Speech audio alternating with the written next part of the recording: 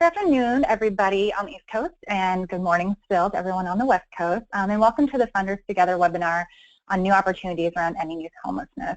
I'm Lauren Bennett. I'm the Communications and Public Affairs Manager at Funders Together, and I'm really glad that you took the time to join us today, so thank you very much. Today's webinar is on some new opportunities for philanthropy to lead communities in the fight to end youth homelessness. We think that you'll walk away with some really great insights and ideas to prevent and end homelessness for youth and young adults in your area. Just a few housekeeping notes before we get started.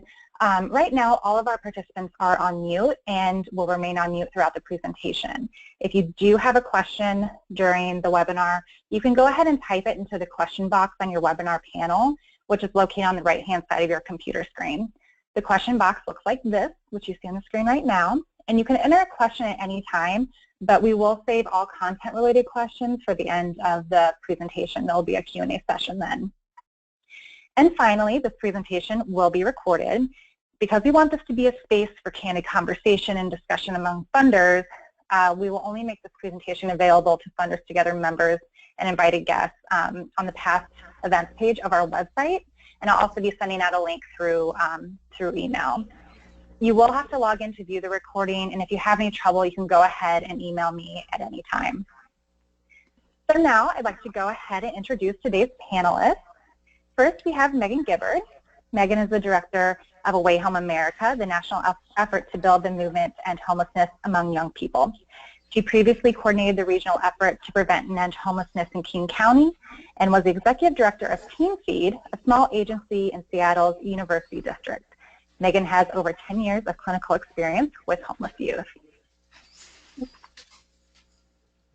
We also have Jasmine Hayes. Jasmine is the deputy director of the United States Interagency Council. She leads the policy team, including the council's work to prevent and end youth and family homelessness. She led the development and launch of the federal coordinated community response to prevent and end youth homelessness. And she also led the United States Interagency Council's effort in coordination with the Department of Labor and HUD to implement the Partnerships for Opening Doors Summit on integrating employment and housing strategies to prevent and end homelessness, among many other initiatives. Over the past 15 years, Jasmine has worked with local and state leaders to drive child welfare practices as well. And we also have Katie Hong. Katie is the director of homeless youth at the Raikes Foundation. She leads the foundation's efforts to prevent and end youth and young adult homelessness and supports its national education strategy. Prior to joining the Raikes Foundation in 2012, Katie consulted with private philanthropic foundations and nonprofit organizations on strategic planning and organizational effectiveness. So we just want to thank all of our panelists for joining us today. And Megan, would you like to go ahead and start us off? Sure, thanks so much, Lauren. So my name is Megan Gibbard. I am with Away Home America and really delighted to speak with all of you this morning/afternoon. A couple of the slides here will be review to some of the folks on the webinar, and I hope the review is helpful. And to folks that might be newer to the work of Away Home America, really pleased to be able to share it with you. Lauren, I will be looking at my slides on my computer, so if any clarifying question comes up in the box or if it's difficult to hear me at any point, please interrupt me and let me know. So my objective with you today is to share the work of Away Home America and the direction of the movement on ending homelessness among young people more broadly across the United States. I want to highlight a couple of places where philanthropy has been engaged and is really a leader and an innovator in the movement to end homelessness among youth and young adults, and truly to start a partnership and a collaboration with you and to offer myself and Away Home America as a resource in our collective work together. Next slide. So our goal, this will look familiar to everyone on the call, is by the end of 2020 to prevent and end homelessness among all youth and young adults and ensure that experiences of homelessness are rare, if they occur at all, that they are brief and only happen one time. We're a national initiative to build the movement, not an organization. The initiative really has one sole purpose, which is to work across stakeholders, which include homeless youth providers, advocates, researchers, government agencies, philanthropists, and young people themselves, uniting behind that one common goal. And it's a goal that we agreed to as a movement in Houston nearly a year ago, actually, and have been building the momentum since then. Next slide. So another look at who we are here. To date, we've had the involvement so far of over 100 different organizations and initiatives involved in ending homelessness among young people. I would say in particular federal partners are engaged and at the table, including the US ICH, who you'll hear from next, of course, from Jasmine, who leads the coordinated federal response, and the member agencies of the US ICH, including HHS, HUD, Education, Justice, and Labor. Really tremendous leadership from federal government of late. The leadership of the Away Home America initiative, our steering committee, really represents voices across all of these sectors, and you can take a look at our website for a list of who those 22 steering committee members are. Just last week, actually, we approved an additional 2 members, which will be from the National Youth Forum on Homelessness, so we'll have additional voices from young people themselves formally as part of that leadership group. We are at a critical moment on ending youth and young adult homelessness, and there's a number of reasons for that. One is that more and more local communities have organized. So communities across the country are drafting plans and working together in intentional and new ways. National advocacy across the country, while always having been a force, is enhanced in some pretty considerable ways, continues to be more effective, and has moved to key changes for young people.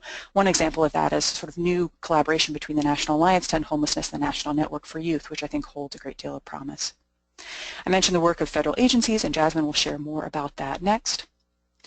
Research efforts are underway. One certainly is the Voices of Youth Count initiative, which will help us understand what we have been wondering for a long time, which is the prevalence of youth and young adult homelessness across the country and some key policy objectives. And then finally, really the reason for us gathering today, there is remarkable philanthropic commitment. The 4 foundations who stepped up to support the movement building effort of Away Home America, along with investments locally in direct communities, as being a key example of that. Next slide. So if you're visual, here is a look at that in a kind of a big funky bubble, which sometimes makes sense to me and sometimes doesn't. Hopefully it helps you understand. The 4 focus areas I would point out is policy, practice, and communications, with our goal in the center. So this is a visual that describes really aligning with the advisory community, really all of the partners working on youth homelessness across the country, the National Youth Forum on Homelessness, federal advisors, and if you can imagine another bubble there, which is connecting with the philanthropic community as key advisors and partners in this work. And let's go to the next slide. That same image actually with really a foundation of the 4 foundations that supported the work, and as of today actually, I think Rebecca's on the call, Sisters of Charity Foundation in Cleveland also made a commitment in support of the work of Away Home America, so we're enthusiastic about that. Next to the Our Work slide, here is a little overview of the work that we do. As I've been talking with folks about the work of Away Home America, typically the reception is enthusiastic. I think people understand the need for a collective voice on the issue of youth homelessness and understand the need to organize across sectors. And often the next question is like, well, that's great, but what exactly does that mean? Concretely, what do you do? And here's an overview of concretely what we do. The first thing is to identify actions and policies that we feel are necessary to eliminate youth and young adult homelessness based on what we know now. So that is represented by the transition plan that I'll talk about in just a moment. Second is to accelerate our efforts in local communities. We're doing that by launching a series of 100-day challenges in Austin, Cleveland, and Los Angeles. And we hope also connecting in some strategic ways with the HUD demonstration, however that makes sense in the future, to, we hope, launch further 100-day challenges as part of that. Elevating the issue of youth homelessness nationally is part of our communications work, so how do we connect across partners to be working in one direction, as well as talking about the issue of youth homelessness in ways that community members can understand and that resonates with local communities. And finally, and most importantly, learning from and authentically engaging young people who have experienced homelessness, not just to hear stories, but to hear strategies from youth and young adults about what will move the issue of youth homelessness based on their own experience. And next slide. So I'll talk briefly about 2 things in greater detail. One is the transition plan of Away Home America. It is now posted to our website, so you can find the entire transition plan on our website under News, and would really encourage folks to take a look at that document. It is an overview of strategies and requests for the next presidential administration and to some extent Congress, activities that we feel and strategies and investments that will move us toward ending youth homelessness by the end of 2020.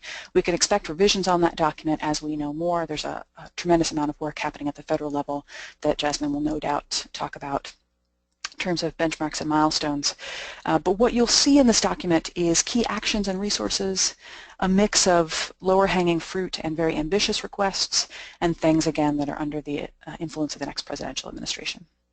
And what you'll see on that slide there is really the highest level framework, that what we are asking for is that the next administration makes a commitment to prevent and end youth and young adult homelessness, that there is work towards preventing in key systems such as child welfare, juvenile justice, and that if homelessness is not preventable, that young people who may experience homelessness, that experience is so brief because of the crisis response that's effective and targeted in local communities.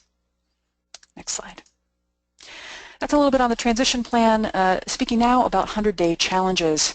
Austin, Cleveland, and Los Angeles recently, just 2 weeks ago, each launched a 100-day challenge in tandem to accelerate efforts to end youth homelessness in their community. They were selected through a competitive application process, and then each of those communities received support, coaching support directly from the Rapid Results Institute to drive towards their ambitious goals.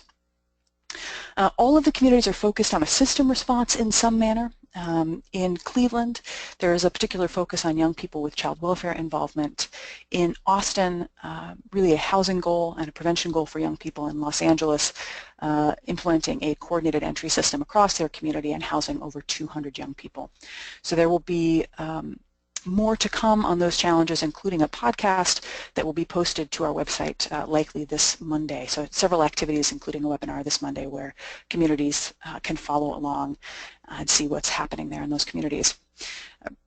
Let's go to the next slide, actually, which covers some of the support. The 100-day challenges, I think one thing that's unique about them is that they're really a partnership between HHS, Melville, Raikes, Rapid Results, and Casey Family Programs. So both public and private funders coming together to say, to support local communities in doing their work differently and enrich innovation. Let's go to the next slide. So philanthropy is indeed kicking butt, and I want to talk about a couple of ways that that's happening. Philanthropy is, and I know that Katie will talk more about how philanthropy can really be richly involved with this movement. In terms of Away Home America, philanthropy is making some really strategic investments, both in the capacity of a national movement building effort like Away Home America, a backbone of sorts, the rapid learning that's happening through 100-day challenges, really blessing and endorsing innovation, learning, failure, trial again through this 100-day challenge process so that we can move much more quickly than we've been able to before. And then that 100-day challenge process actually is one example of coordination with federal partners, which is tremendous and important work. In terms of advocacy, philanthropy is really beginning to use the Away Home America transition plan to amplify the impact of its voice. So in meetings with key individuals, philanthropy has an opportunity to say, here is the way we are seeing the issue of youth homelessness, and here's the commitment we're asking you to make, and this commitment is really backed up by partners across the sectors. And then finally, the leadership voice. I think one thing that philanthropy brings particularly to the issue of youth homelessness in this movement is supporting innovation, supporting staying focused on this goal of ending youth homelessness, not just tremendous work in local communities to support individual young people, but the system work of actually ending the experience of homelessness for all young people. And philanthropy also brings a particular urgency. So the ability to move more quickly, the ability to support that innovation and focus on the goal, which is just a tremendous leadership voice in the community. Next slide. I think that is my last slide. I'm really looking forward to the questions from this group. I hope that offered a bit of an overview of the work that we're doing here collectively. And again, just really thrilled about the conversation, so I'll stop there.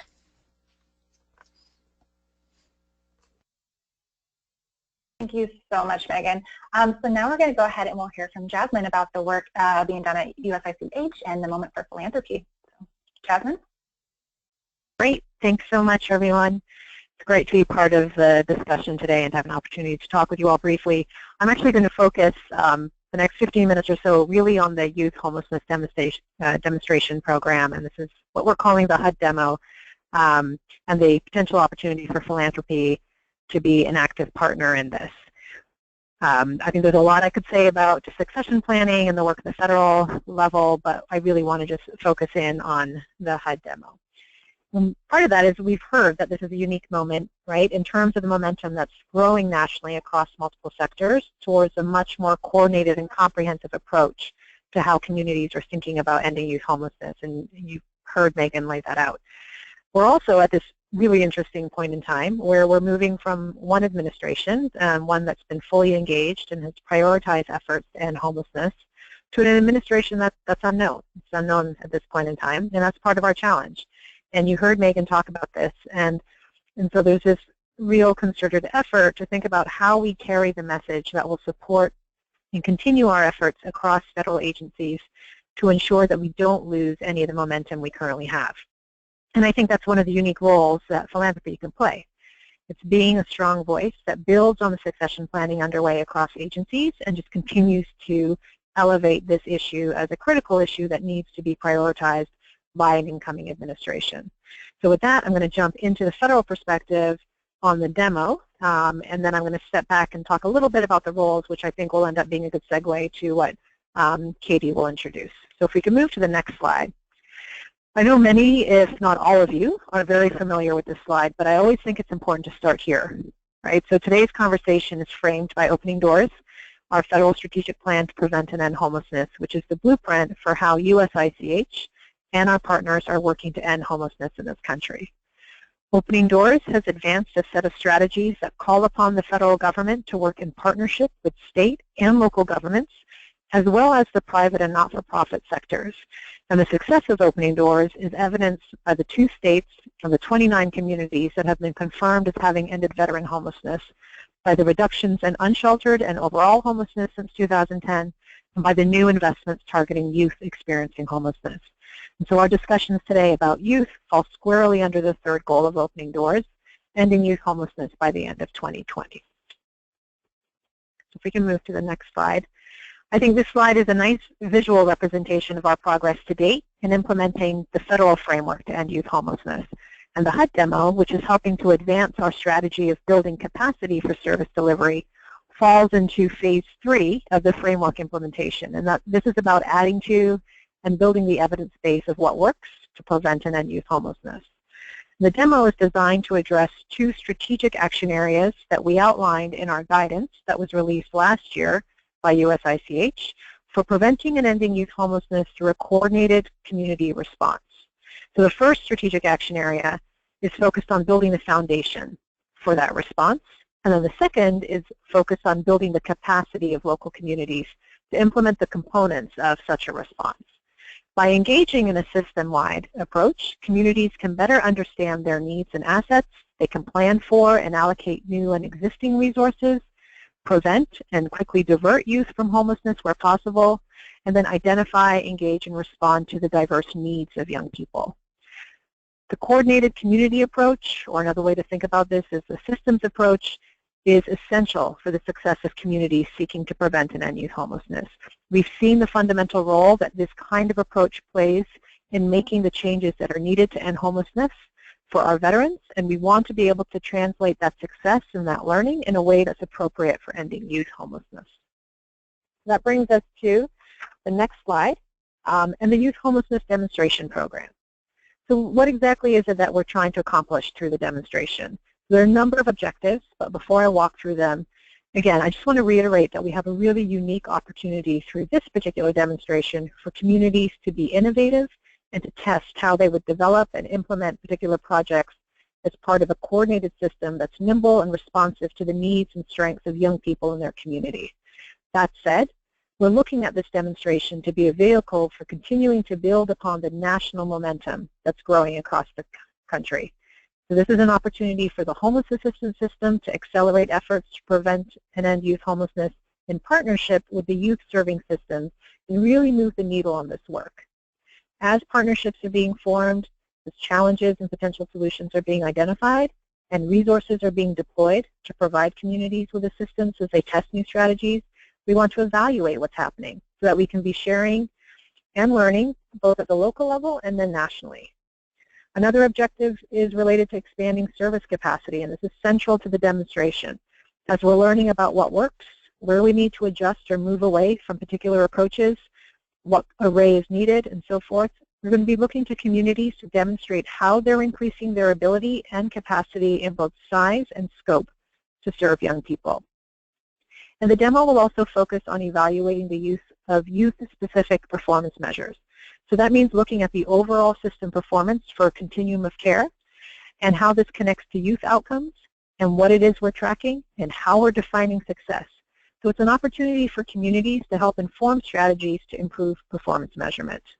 And then finally, this demonstration will help shape how federal resources can best support efforts at the state or local level, ensuring that we are leveraging and efficiently maximizing the use of all available resources. So we can move to the next slide. A couple of resources I want to just note. USICH held a webinar on the NOFA, and that recording is available online. HUD has a webpage that connects to a number of resources, including the NOFA and a list of frequently asked questions. I also want to just highlight a couple of other areas. The first is that the application for the demonstration has to be submitted by the COC collaborative applicant. So that is the entity that will submit the application on behalf of the community that's applying to become one of the 10 demonstration sites. The deadline, and we know this is fast approaching, is just before midnight on Wednesday, November 30th, and it's expected that announcement of the selected communities will be made in early 2017. So again, that's 10 communities, of which 4, at least 4, will be rural.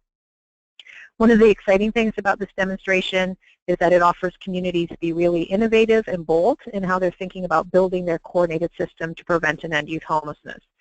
So to support that process, there's a discrete set of thresholds or minimum requirements that must be met, and these are outlined in the NOFA. But I want to draw your attention to the 3 things that we really want to emphasize. The first, and I just covered this, is that the applicant for the community selection has to be the COC applicant. The second is related to a youth advisory board. So communities have to demonstrate that there's meaningful involvement and participation by young people with the development of the community's application. And then the third concerns the Public Child Welfare Agency. The community application has to demonstrate commitment and participation of child welfare in the demonstration. In terms of program-specific requirements, there's 2 components to look at. The first is identifying a target community area. Geographic diversity will be represented in the selection of communities, as I just mentioned, and HUD will consider the size of the overall population to ensure urban, suburban, and rural communities are selected. And then the second component, and this is where there will be a great deal of support and assistance to support communities, and I think this is also a place where philanthropy can play a role, is around the coordinated community plan. So a requirement of the demonstration is that each selected community must develop a coordinated community plan. There's an extended planning period that has been built in to give communities the time to develop a plan that demonstrates how the core principles, which I'm going to talk to in a minute, are going to be incorporated into the community's overall approach. All right, so principles. The first principle is a commitment to the USICH Youth Framework and the 4 core outcomes. The community needs to be able to demonstrate a commitment to ensuring a safe and reliable place to call home for young people, permanent connections through ongoing attachments to families, however that's defined, communities, schools, other social networks, high performance in and completion of educational and training activities, and social-emotional well-being through the development of key competencies, attitudes, and behaviors to help young people succeed. The second principle is focused on addressing the needs of special populations. For vulnerable and overrepresented youth, such as LGBTQ youth, minors under the age of 18, pregnant and parenting youth, youth involved in public systems, and victims of sex trafficking and domestic violence, there are identification methods, considerations about infrastructure, and then specific housing and service delivery needs that have to be tailored. The third principle we want communities to address is related to positive youth development and trauma-informed care, so that communities are adopting accepted best practices in housing and service delivery for youth and incorporating these into all aspects of their crisis response system. Family engagement. We know that the best outcomes for young people is never having to engage the homeless services or crisis response system if possible. And the most effective way to divert and intervene for young people is to engage with families whenever appropriate through partnerships with child welfare, schools, other youth providers, And communities must address family engagement strategies and services to strengthen, stabilize, and reunify families, again, where safe and appropriate. So that means potential services can include family counseling, conflict resolution, kinship resources, and other targeted supports. The fifth principle is focused on access to housing. And housing is the platform on which all other basic needs can be addressed and stability can be achieved. So the coordinated community plan will need to demonstrate the locality's ability to rapidly connect youth to safe, secure, and stable housing that meets their needs as quickly as possible without the condition that they are ready for housing. So this is about a housing-first approach. Youth choice, ensuring choice is critical in all of the work that we do. Self-determination is a principle that's closely associated with positive youth development. So community plans will need to identify how a young person's expressed needs and self-awareness are valued in all aspects of the crisis response system. And this leads to individualized and client-driven supports. So plans should acknowledge that the needs of youth being served are unique. Communities should design flexible systems in order to accommodate young people across a range of high and low service needs, and then address how the crisis response system will provide individualized and client-driven supports. Social and community integration. So the primary goal of youth services should be a successful transition to adulthood. This work also means integrating youth in the community by providing opportunities to become a positive contributing member. Community plans must include opportunities for young people to meaningfully participate and engage at the local level. And if you recall, I just mentioned one of the minimum threshold requirements is having a youth advisory board.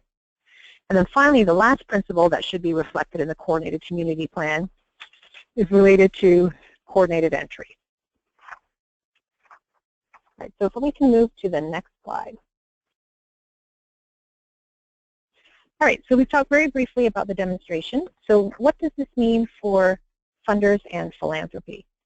During the application phase, the philanthropic community is positioned to support the identification and implementation of best practices and effective solutions. So helping the different systems come to the table, as well as helping to broker new partnerships or collaboration. The other piece I would highlight is that when sites are selected, they will be participating in a national evaluation. But communities may also want to engage in a more local assessment as well, and this is another place where philanthropy could be supportive of community or local efforts. I know Katie is going to go into some detail about the specific strategies that philanthropy can engage in, so I would just end with very strong encouragement that if you're not already engaged with or connected to the local continuum of care, now might be a good time to reach out to be part of the group of stakeholders that will be developing the application for funding. And as communities are identified and selected, you may want to make sure that you're at the table helping to drive the development of the coordinated community plan. On the next slide, and this is the last slide, we've put together a very brief inventory of the resources that were shared as part of the USICH webinar. And all of these are part of the tools that we have been disseminating to communities to support their applications for the demonstration program. So with that, I'm going to stop here and turn it back over to Lauren. Thank you so much, Jasmine. So now we are going to go ahead and move on to talk more about specifically what philanthropy's role can do, and Katie is going to kick that off for us. Great, thank you. Hello, everybody. I got an opportunity to see the list of attendees, so I know many of you and have worked closely with many of you on the phone, and others are kind of new names, so it's nice to virtually meet everybody. And I thought I would start by just giving a quick background on the Raikes Foundation for those of you who are not familiar with the Raikes Foundation. We are a family foundation based here in Seattle, Washington, and everything we do in our foundation is focused around positive youth development. So what could we do to help influence systems and adults in particular to really help empower and support young people so that they can grow up and thrive and be these amazing citizens and community members in our local community. And so the reason we got into this issue of youth and young adult homelessness, and we've been in this field since 2011, is because we know that if young people are struggling with basic needs, like where they're going to sleep at night, that they really cannot focus on anything else that young people that age should be focused on, like going to school, thinking about their career, college, those kinds of things. So since 2011, we have worked really closely in our local community of Seattle, King County to partner with many, many stakeholders to assess and to identify what could we do in our community to really make youth and young adult homelessness rare, brief, and one time. And so I know you've heard that phrase many times, but really thinking intentionally about what could we be doing to turn off the tap. We know that young people experience homelessness for many reasons, but we also know that there are known systems where young people are, and so what could we be doing to work more proactively in those systems to really identify and to prevent, if possible.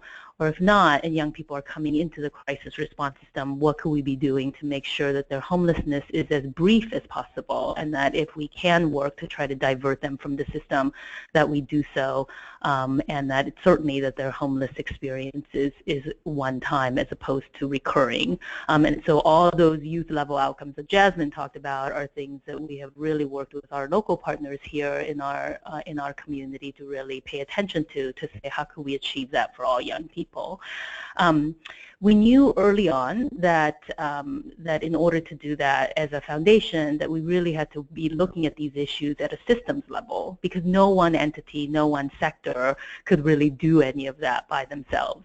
And even though the one other contextual thing is that even though we have worked really deeply in our local community, our aspiration is that we want communities everywhere, like throughout the state of Washington and in our country, to more effectively also address youth homelessness in their community. Because the last thing we want for young people, as in addition to dealing with the trauma of like, where am I going to sleep tonight, and just experiencing the crisis of homelessness, that they be forced to leave their community and to really lose everything in order to seek services outside of their community.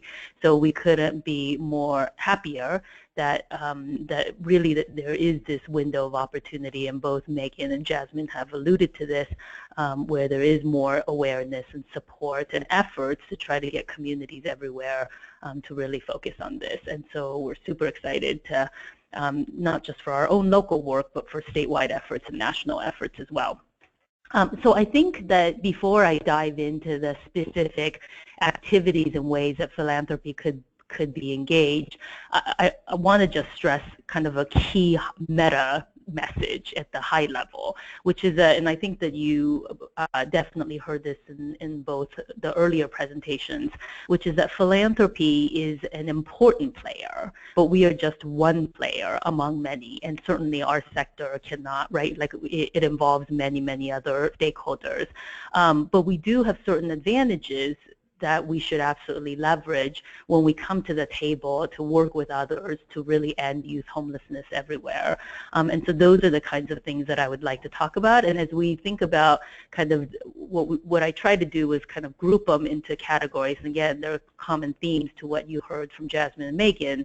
And I'll try to identify local examples as concrete examples of what we've done here in terms of supporting the efforts. So Lauren, you can go to the next slide. So the first role is kind of what I put under convening, and I think you hear this a lot. Like philanthropy can play a unique role by calling people to a meeting. And we can do things like provide food in a nice location, and we do have a unique advantage that when we ask people to come, most people actually end up coming to the meeting.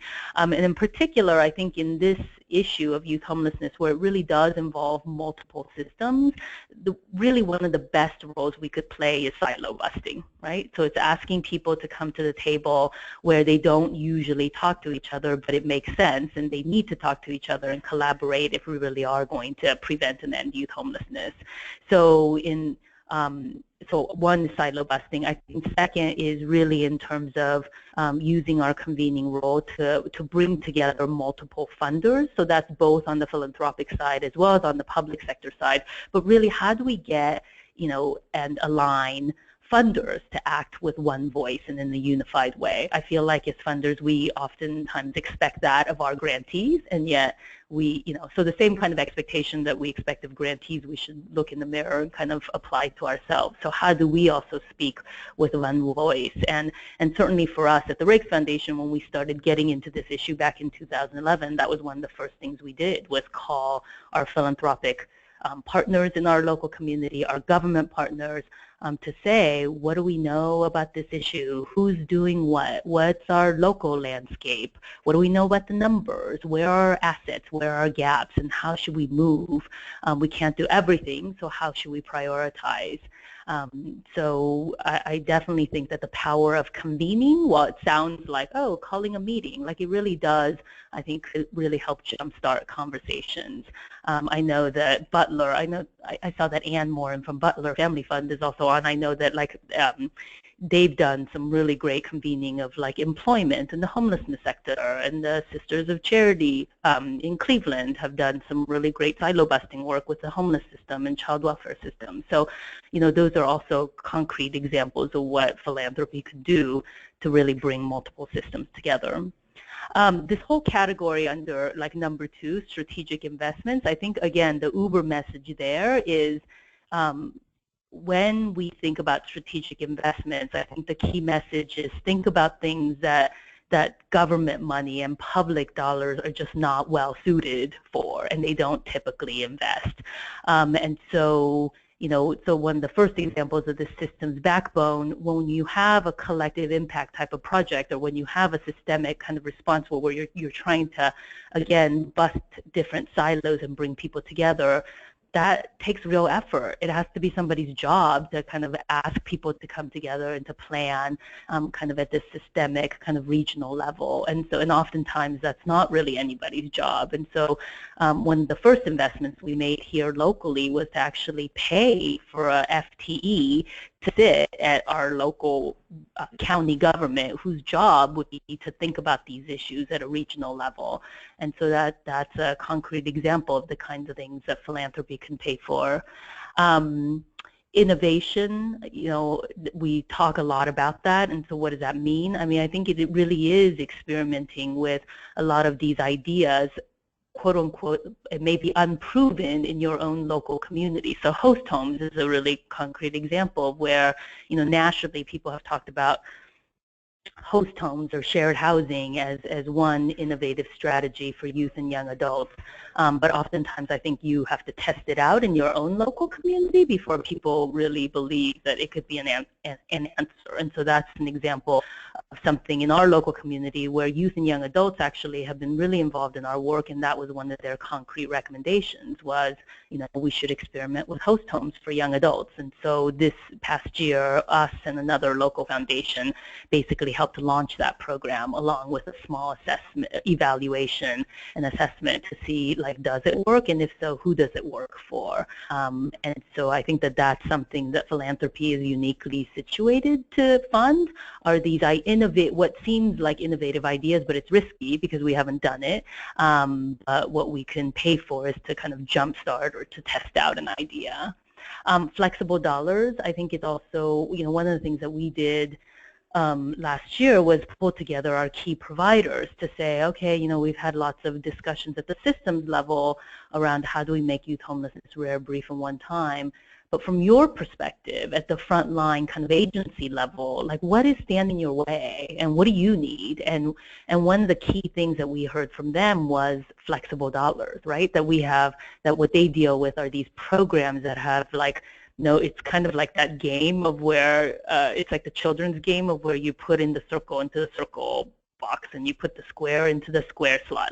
That's how programs are. They have tight eligibility rules about who's eligible for what. And so oftentimes programs are trying to make programs work and not being really person-centered. And so we heard a lot about, like, it would be really nice if we had some flexible dollars that we can use in really flexible ways to try to divert people if that's possible, or quickly house young people. And so that's one of the things that we're also investing in this year to see, could we learn from that, and what kinds of young people could be diverted? What, you know, and I really do think it is this question of what interventions could work for what type of young people to quickly end their crisis of homelessness, and that's something that, again, philanthropy could play a unique role in helping to support.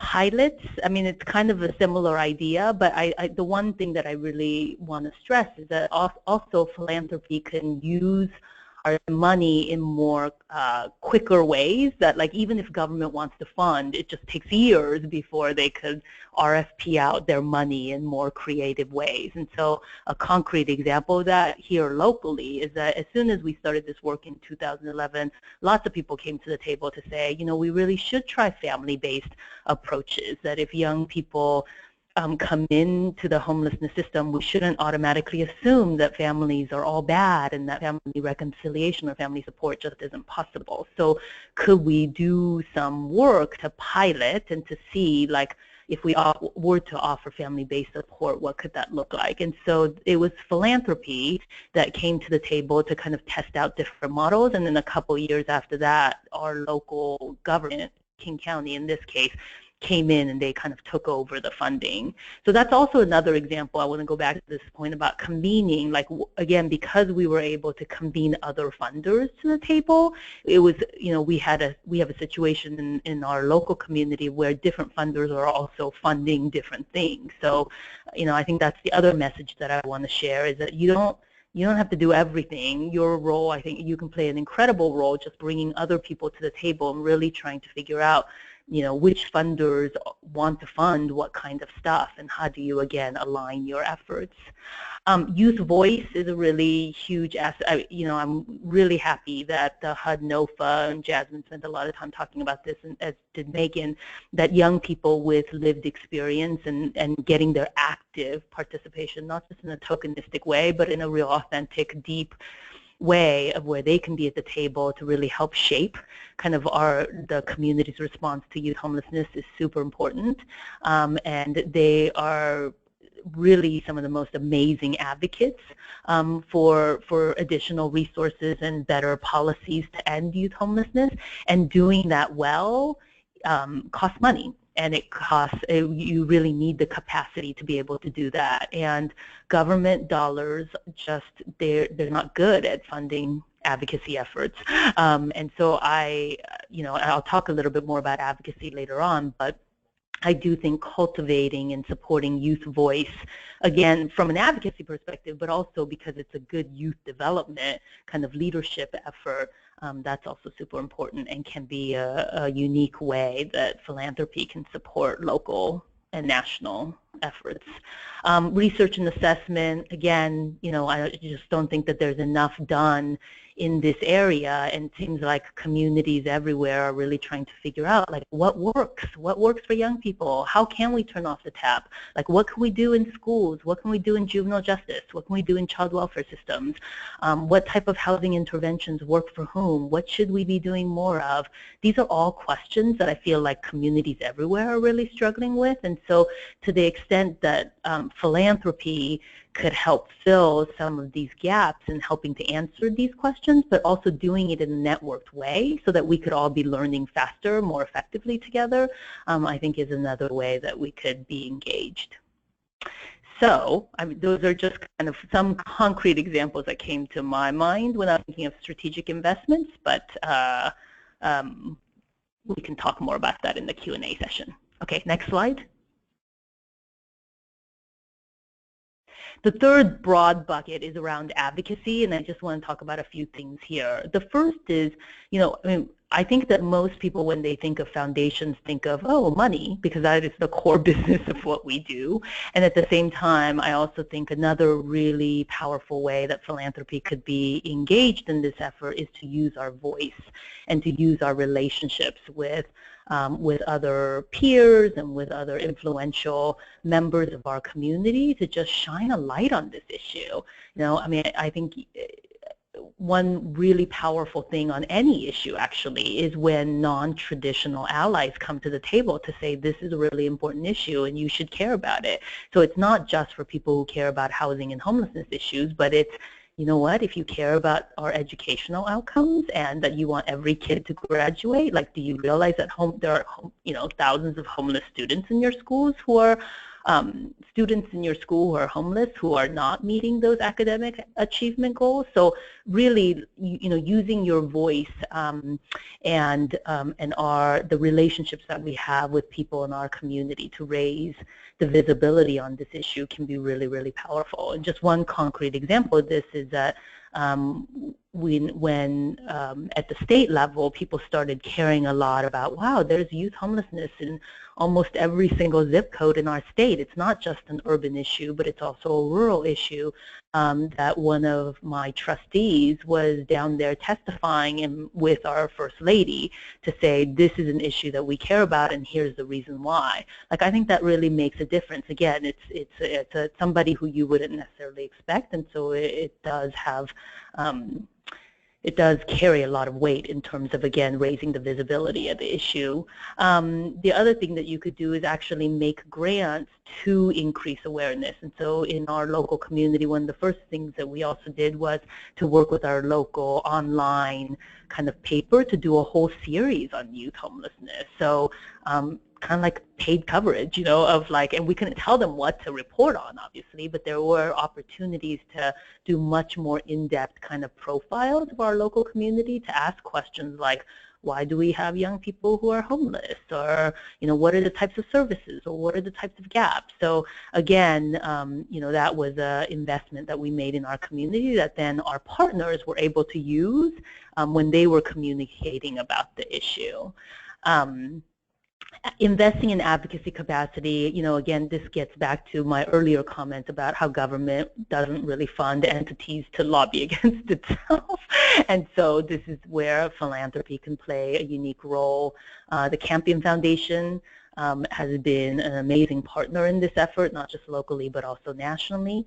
And so not only just increasing kind of the capacity of advocacy organizations, but other ways that you could improve their capacity is by investing in communication efforts, for example. So one thing that we've done is just bring together all of the different providers in our community, and we hired a communications firm to help us develop unified kind of messaging around youth and young adult homelessness, and just really created this kind of communications toolkit so that we could speak with one voice on this issue. So that's just another concrete example. And then using our voice, really joining Away Home America and funders together. I'm just really struck now, having worked on this issue and having visited other communities, that really while every community is so different, like Seattle King County is so different from Austin and Cleveland and Washington, D.C. and Connecticut, the issues and the challenges are really quite similar. And actually, I think people's vision for what's needed is also really similar. And so given that there is this window of opportunity open and our national goal of ending youth homelessness by 2020, to the extent that we could be doing this together and learning from each other, I think that's just really necessary and important. And then finally, just engagement, asking the right questions. Jasmine's totally right. Like, this is our moment in time with the HUD NOFA. Many, many communities everywhere are going to be saying, like, how do we compete for this? How do we start really looking at this issue of youth homelessness? And I think as a local philanthropic partner, you could be at the table and ask really good, hard questions of what do we know about the youth population? What do we know about where they're coming from? Where's the data in the child welfare systems and the juvenile justice systems? And really just asking the right questions and bringing the people to the table to work on these issues could be a really important role. So I think I will stop there and see if there's any questions. Oh, Great. actually, Thank you so let me much, just say. Oh. Yeah, so let me Go just say one quick thing around, I guess the next slide is around resources. There are, these are just some quick kind of resources I thought of. The first is a case study that it's a quick document we pulled together from our 5 years of systems grant making, and we wrote it for like thinking of other funders in mind of like what if you wanted to get started in your community, what's a role that you could play, what are the kinds of questions you could be asking. And then just I didn't put a link to the Away Home America, Away Home Washington, Away Home Canada, and the Homeless Hub, but you could easily go online and look it up, or Lauren could follow up and send you the links. Absolutely. Thank you so much, Katie, and thank you, Jasmine and Megan. So now with that, I know there's been a lot of great information, but now we're going to go ahead and open it up for questions. We have about 10 minutes here, so feel free to ask the panelists anything that you may need to get clarification on, or if you want more information. And as I mentioned, you can go ahead and enter those questions into the question box on the webinar panel, and that is located on the right-hand side of your computer screen. But while we wait for some questions to come in, I know there were a lot of resources that we talked about during the presentation today, and I will be sending out an email that will include the recording to the webinar as well as the slides, and I'll also go ahead and link to all the resources that we talked about today, so you'll have those in one place. If you want to go ahead and research some of these right now, we did just post a blog about what funders need to know about ending youth homelessness, and it lists actually quite a few of these resources.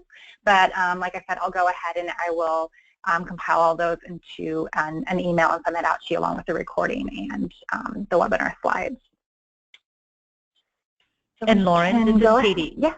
Can I just add one other thing? I mean, I should also mention that Funders Together for the past 2 years have been organized. We just formally ended kind of a formal community of practice among different foundations all across this country who are interested in or are already investing in efforts to end youth homelessness.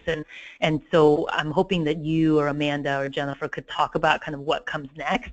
But at this in-person meeting where many of you were in attendance, we did exactly kind of brainstorm this question of like, what are ways philanthropy could be involved and active in these efforts? And so my list that I also just went through is a reflection of those groups' conversations, and so I just also wanted to mention that.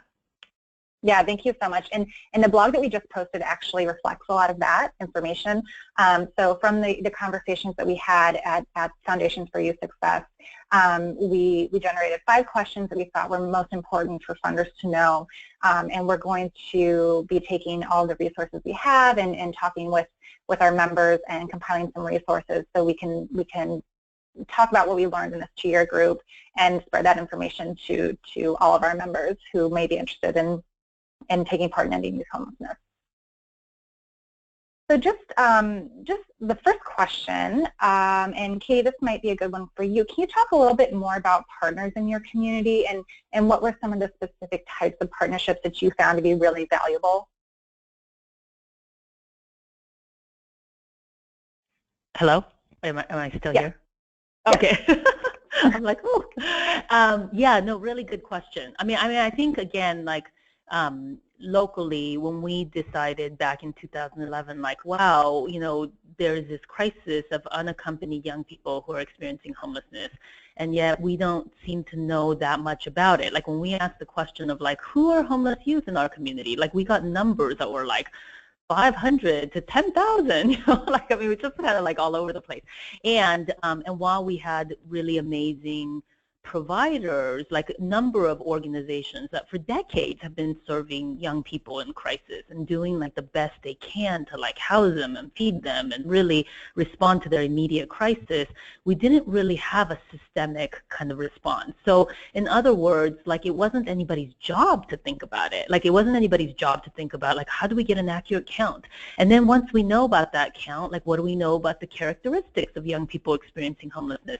And so how do we collect better data? And then even if we collected better data, like whose job is it to actually like act on it? And how do we make sure that the left hand knows what the right hand is doing? So, you know, we have multiple big funders of youth homelessness. So at that time in 2011, we had the city of Seattle, we had King County, we had, you know, private philanthropy and United Way, but there was really, we didn't have kind of a community regional plan, and so everyone was doing their best to kind of respond to the different requests that were coming in.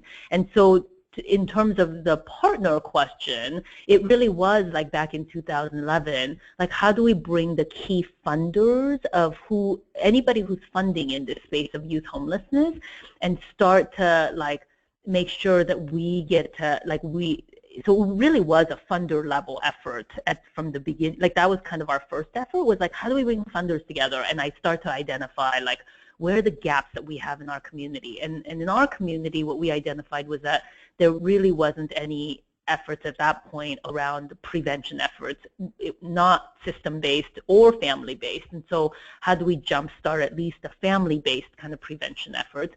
And there really there wasn't a systems response. And so one of the first things that we did was go to our local government partners to say like, hey, if we want to fund somebody whose job it is to think about this in a more systemic way, like who wants to do this? Like, should we put it at King County? Should we put it at the city of Seattle? Like what makes sense? And so again, by partners, it was really for us at the funder level, like reaching out to our philanthropic peers to say who's funding in this area of youth homelessness or who wants to fund in this area, and do you guys want to come together to talk about like how we hone in on some of these gaps? But funders aren't the doers, right? Like so we could identify like, hey, we have gaps, but we're not the ones who are the experts on like what do we do about that. So so the other thing that we did was then reach out to United Way had pulled together a group of local stakeholders, including providers and advocates and youth advocates. And so basically they convened a 6-month conversation where they said, look, there's a group of funders who are really interested in investing in prevention and in systems coordination and in data capacity. So given that, right, so not everything, those 3 areas, where would you recommend that they fund? And so this group of partners, but they were made up of frontline kind of service providers and advocates and others, they came up with this recommendation plan to say, okay, you want to fund prevention and early intervention? Here are 2 ideas that you should fund. You want to fund systems coordination? Here are 2 ideas for you to fund. And then we basically funded it, and that's how the work started. So the one other thing that I'll say is that the partners and who you have around the table will also shift as you do the work. I mean, really the last 3 years was about building that foundation in the crisis response system to try to say, like, how do we have a more effective crisis response system? And now more and more we're saying, okay, but if we need to turn off the tap, so how do we go to those other systems and start working with them? How do we engage the school leaders? How do we engage juvenile justice system? How do we engage child welfare system? And that, you know, we're still trying to really crack the nut around that, but that is where philanthropy, again, could play a unique role, because those systems, like, it's about cultivating kind of partners in different systems, and sometimes I think my main point is that the work will shift. And so that's where now we're trying to more and more kind of crack the nut. Great, thank you so much, Katie. So Megan, I think this is going to be actually a good one for you. In hearing about the 100-day challenges, is this something that my community can still do, and what is the best way to start? Yeah, that's a great, a wonderful question. And let me add a quick thought to what Katie just said by way of kind of conversation, and that is, I think when, so yes to that question, and one quick comment. I was part of the provider community when the Raikes Foundation convened that group of funders, as Katie was just talking about. And one of the things that was really compelling and I think effective is that when funders come to the table and say, we are committed to acting in concert, and here is some focus in terms of what we are willing and interested in funding, that changes the conversation in a community among service providers, and is it was a turning point, I think, for us as a community in King County. So sidebar to that from a reflection as a former provider. In terms of 100-day challenges, yes, that's absolutely something that your community can and I think should do. One of the things that's really powerful about 100-day challenges is that they do not come with any magical extra dollars in and of themselves, but they are a format that brings new urgency to a community and allows a process and urgency and collaboration that gets partners to the table that would not otherwise be at the table, and that can both sort of loosen some resources that are already there that could be applied with a little more creativity, and also can bring additional funding to the table. So yes, I think ways to do that would be, would love for communities interested in doing that to talk with me or to talk with Katie about. Also, Melville and Casey are other funders that are directly funding the first 3 100-day challenges in Austin, Cleveland, and Los Angeles. There is a cost associated with working with Rapid Results, of course, as the coaches, but I would say that I think that working with coaches, working with an outside support in the community is one of the things that makes that 100-day challenge process effective. So that's a place that I wouldn't, I would emphasize starting, is bringing in outside support to convene stakeholders and to launch one of those challenges. Great, thank you so much, Megan. So we are at 3 o'clock, so if there aren't any questions, I think we'll go ahead and conclude that. But I do want to let you know that our panelists have graciously offered us their contact information. So in case you do have questions that you want to take offline, you're more than welcome to get a hold of Megan, Jasmine, or Katie and ask them your burning questions. They're more than happy to answer them. So, and as I mentioned, I'll be sending out an email with a recording link, the slides, and then also links to all the additional resources that we talked about today. And I just want to thank everybody for their time, and thank you for joining us. And again, to our panelists for taking the time to share your knowledge and enlighten us on all the new opportunities out there to end youth homelessness. So thank you so much. I really appreciate it. Thanks, everybody. Thank you. With that, everybody have a great afternoon.